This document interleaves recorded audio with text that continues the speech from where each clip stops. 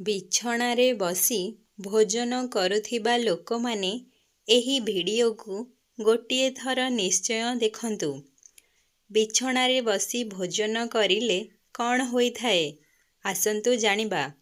ସାଙ୍ଗମାନେ ଥରେ ଯମରାଜ ଓ ଚିତ୍ରଗୁପ୍ତ ଯମଲୋକରେ ବସି କଥା ହେଉଥିଲେ ଏବଂ ସେହି ସମୟରେ ଚିତ୍ରଗୁପ୍ତ ପଚାରିଲେ, ପ୍ରଭୁ, କେଉଁ ମନୁଷ୍ୟର ଅକାଳ ମୃତ୍ୟୁ ହୋଇଥାଏ?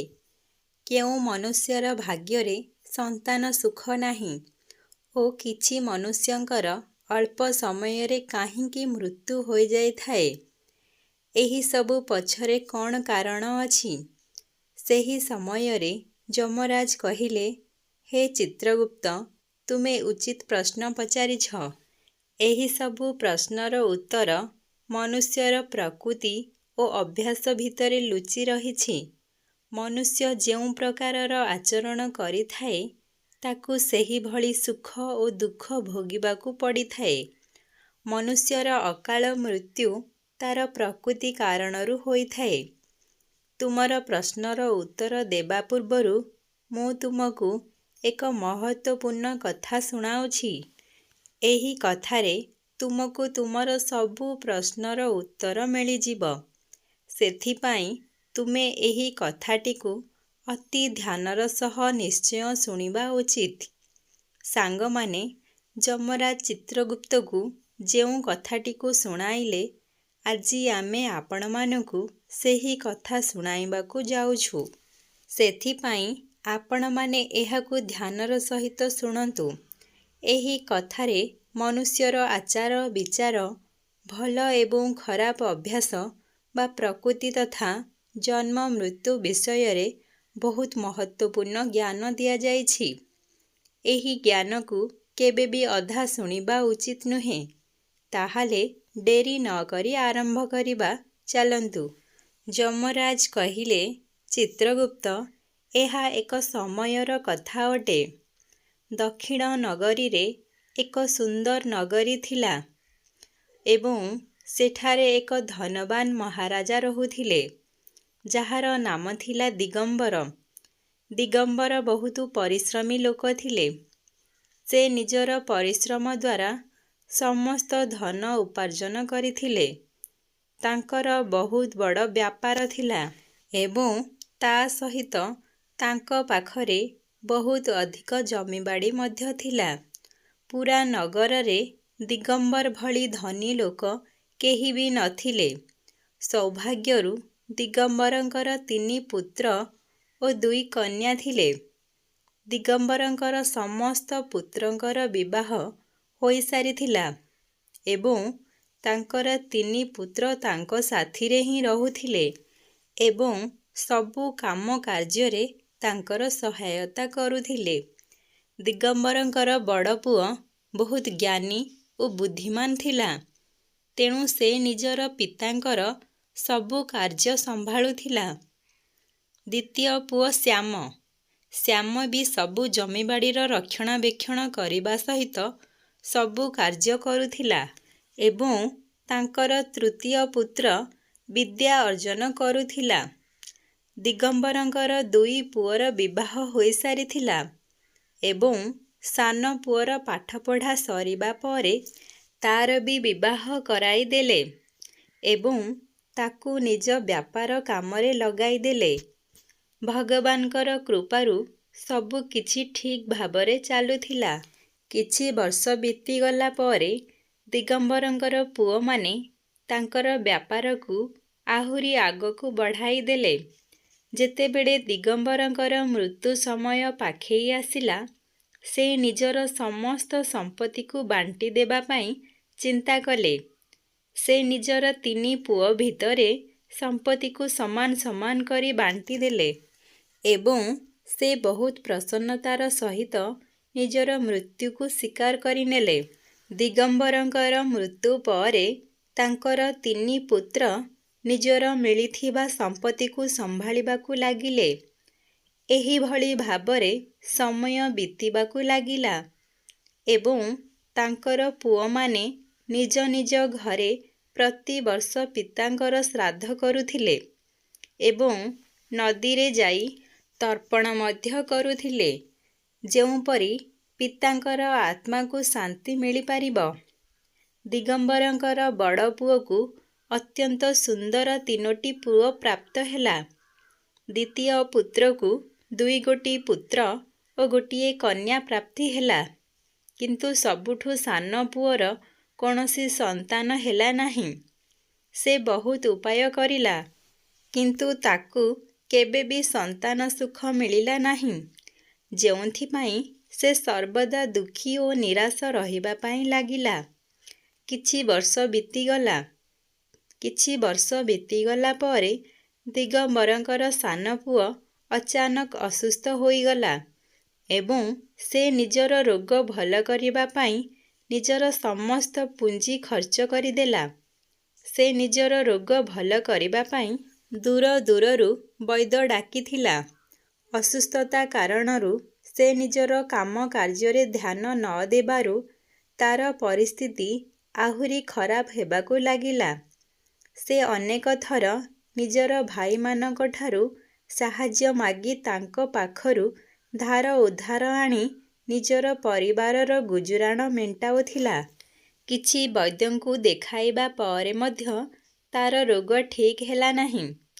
ତାର ଭାଇମାନେ ତାକୁ ସାହାଯ୍ୟ କରି କରି ଥକିଗଲେ ଏବଂ ସେମାନେ ବି ତାକୁ ସାହାଯ୍ୟ କରିବା ବନ୍ଦ କରିଦେଲେ, କାହିଁକି ନା ସେ ନିଜର ଭାଇମାନଙ୍କୁ ଠିକ୍ରେ ଭଲ ବ୍ୟବହାର ମଧ୍ୟ କରୁନଥିଲା ଏବଂ ତାଙ୍କର ଉନ୍ନତି ଦେଖି ତାଙ୍କ ଉପରେ ଈର୍ଷାପରାୟଣ ହୋଇ ରାଗ ରଖୁଥିଲା, ଆଉ ଯେଉଁଥିପାଇଁ ସେ ଅଧିକ ଦୁଃଖୀ ରହିବା ପାଇଁ ଲାଗିଲା। ଗୋଟେ ଥର ଅଚାନକ ତାର ମୃତ୍ୟୁ ହୋଇଗଲା। ଯମଦୂତମାନେ ତାକୁ ନେବା ପାଇଁ ତା ପାଖରେ ଆସି ପହଞ୍ଚିଲେ। ଯମଦୂତମାନେ ତାକୁ ଘୋଷାଡ଼ି ଘୋଷାଡ଼ି ଯମପୁରକୁ ନେଇଗଲେ। ତାକୁ ଯମପୁରକୁ ନେଇ ଯମରାଜାଙ୍କ ସମ୍ମୁଖରେ ଠିଆ କରାଇଲେ। ସେଠାରେ ପହଞ୍ଚିବା ପରେ ଦିଗମ୍ବର ଯମରାଜାଙ୍କୁ କାନ୍ଦି କାନ୍ଦି ପଚାରିଲା, ଯମରାଜ, ମୁଁ କେଉଁ ପାପ କରିଥିଲି ଯେଉଁଥିପାଇଁ ମୋତେ ଆଜି ଏ ଦିନ ଦେଖିବାକୁ ପଡ଼ିଲା? ମୁଁ ତ ବହୁତ ଭଲ ଲୋକଟିଏ ଥିଲି, କିନ୍ତୁ କେଉଁ କାରଣ ପାଇଁ ମୋତେ ଅଚାନକ ରୋଗ ଗ୍ରସିତ ହୋଇଗଲା?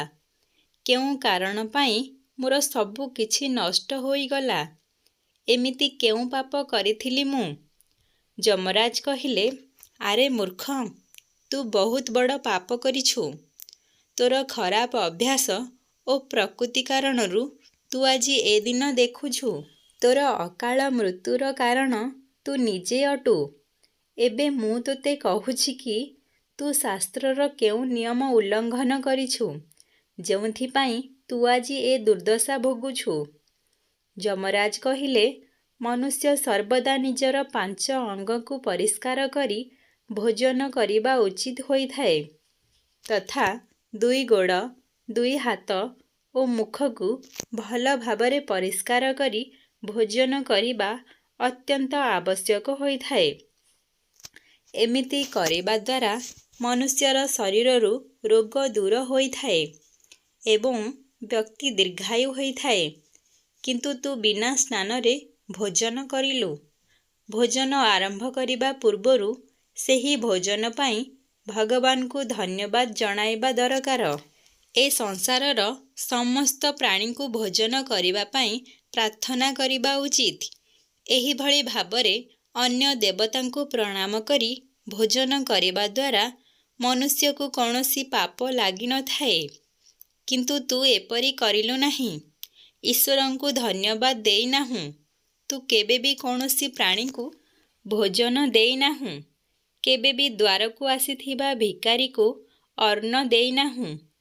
ଏହି ସବୁ କାରଣରୁ ତୋର ଏଇ ଦୁର୍ଗତି ହୋଇଛି। ପୁଣି ଯମରାଜ କହିଲେ, ଭୂମି ଉପରେ ବସି ଭୋଜନ କରିବା ସର୍ବଶ୍ରେଷ୍ଠ ହୋଇଥାଏ। ବିଛଣାରେ ବସି ଭୋଜନ କରିବା ଦ୍ୱାରା ମନୁଷ୍ୟ ଶରୀରରେ ରୋଗ ଉତ୍ପନ୍ନ ହୋଇଥାଏ ଏବଂ ଆୟୁ କମ୍ ହୋଇଯାଇଥାଏ। କିନ୍ତୁ ତୁ ବଡ଼ ଆରାମରେ ବସି ବିଛଣା ଉପରେ ବସି ଭୋଜନ କରିଥିଲୁ ଏବଂ ସେହି କାରଣରୁ ତୋର ଶରୀରରେ ରୋଗ ନିର୍ମାଣ ହେଲା। ଶାସ୍ତ୍ରରେ କୁହାଯାଇଛି, ଘରର ଦ୍ୱାର ମୁହଁରେ ବସି ଭୋଜନ କରିବା ଅନୁଚିତ।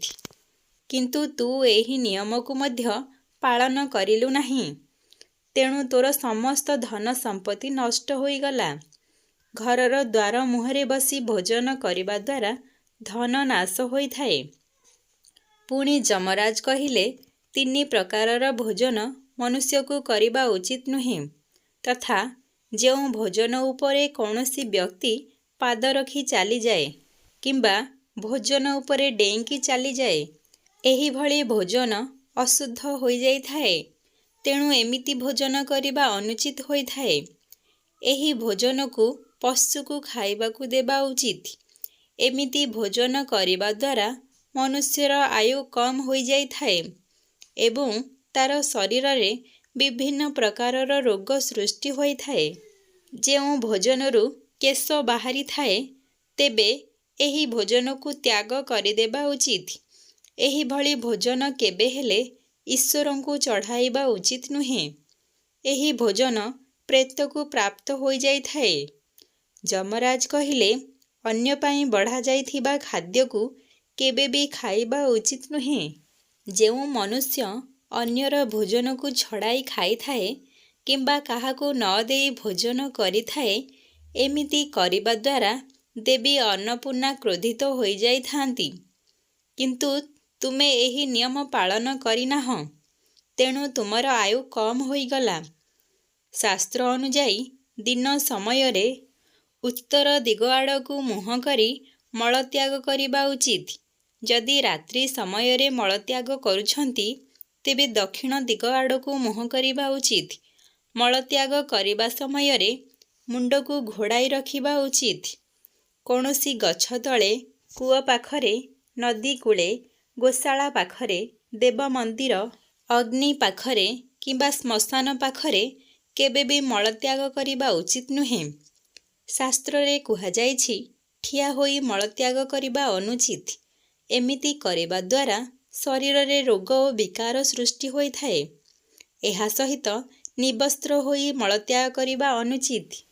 ଚାଲି ଚାଲି କେବେ ବି ପରିସ୍ରା କରିବା ଉଚିତ ନୁହେଁ। ଏହାଦ୍ୱାରା ଦୁର୍ଭାଗ୍ୟ ଆସିଥାଏ। ଜୋତା ପିନ୍ଧି, ଛତା ଲଗାଇ ମଳତ୍ୟାଗ କରିବା ଅନୁଚିତ।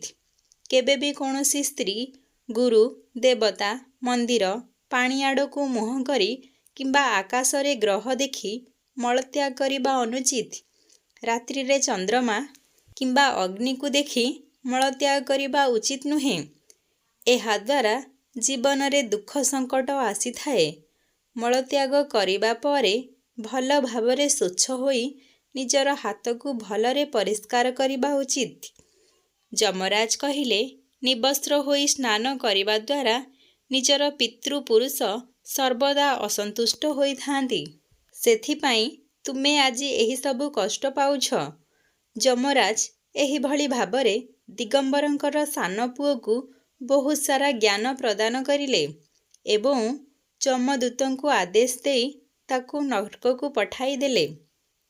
ସାଙ୍ଗମାନେ, ଏହିଭଳି ଭାବରେ ଶାସ୍ତ୍ରର ନିୟମକୁ ଉଲ୍ଲଙ୍ଘନ କରିବା ଉଚିତ ନୁହେଁ। ଯମରାଜ ଚିତ୍ରଗୁପ୍ତଙ୍କୁ ଯେଉଁ ଜ୍ଞାନ ଦେଲେ, ତାହା ଅତ୍ୟନ୍ତ ମହତ୍ତ୍ୱପୂର୍ଣ୍ଣ। ମୁଁ ଆଶା କରୁଛି ଆପଣମାନଙ୍କୁ ଏହି କଥାଟି ନିଶ୍ଚୟ ଭଲ ଲାଗିଥିବ। ତେଣୁ ମୋର ଚ୍ୟାନେଲ ମାନି ଭଏସ୍କୁ ସବସ୍କ୍ରାଇବ୍ କରିବାକୁ ଭୁଲନ୍ତୁ ନାହିଁ। ଆଉ ହଁ, ଯେଉଁମାନେ ବିଛଣା ଉପରେ ବସି ଭୋଜନ କରୁଛନ୍ତି, ସେମାନଙ୍କୁ ଅନୁରୋଧ କରୁଛି, ଏମିତି ଭୁଲ କରନ୍ତୁ ନାହିଁ। ଭିଡ଼ିଓଟିକୁ ଶେଷ ପର୍ଯ୍ୟନ୍ତ ଦେଖିଥିବାରୁ ହୃଦୟରୁ ଧନ୍ୟବାଦ ଜଣାଉଛି।